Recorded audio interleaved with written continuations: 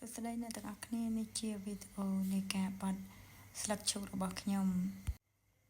មុនខ្ញុំបានបង្ហាញពីរបៀបធ្វើផ្លែឈូករួចហើយឥឡូវនេះខ្ញុំនឹងបង្ហាញពីរបៀបបាត់ស្លឹកឈូកហើយបើសិនជា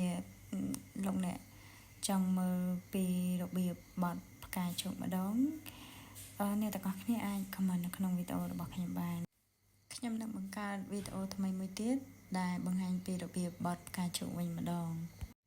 ចំណែកការបត់ស្លឹកនិងបត់ផ្លែឈូកគឺវាស្រដៀងគ្នានៅចំណុចចាប់ផ្ដើមយើងគ្រាន់តែរមូលវាបែបហ្នឹងហើយយើងអាចវាស់ទំហំប្រវែងណាដែលយើងចង់បានដែលយើងគិតថាយើងចង់បានស្លឹកឈូកធំឬក៏តូចអញ្ចឹងបើសិនជាចង់បានស្លឹកឈូកធំយើងធ្វើឲ្យវែងហើយបើតូចយើងធ្វើឲ្យខ្លី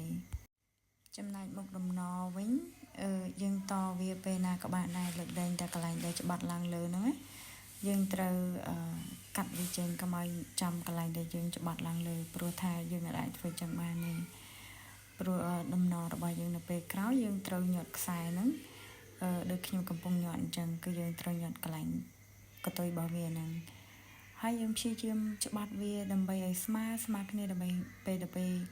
យើងចងវាគួចវាបញ្ចូលគ្នាហ្នឹងគឺវាស្អាតហើយនឹងស្មើគ្នាតែម្ដង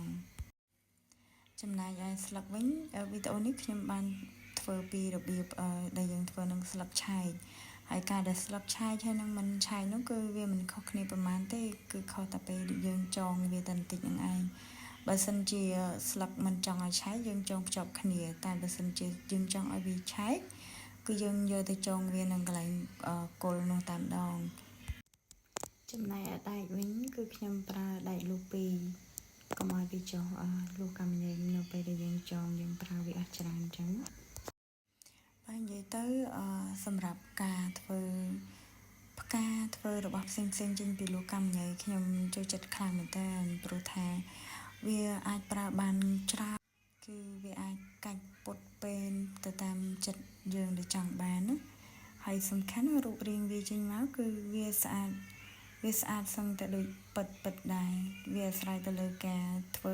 ភាពប៉ិនប្រសប់នៃការច្នៃប្រឌិតរបស់យើងអរគុណដែលបានទស្សនាវីដេអូរបស់ខ្ញុំតាំងពីដើមដល់ចប់បាយបាយ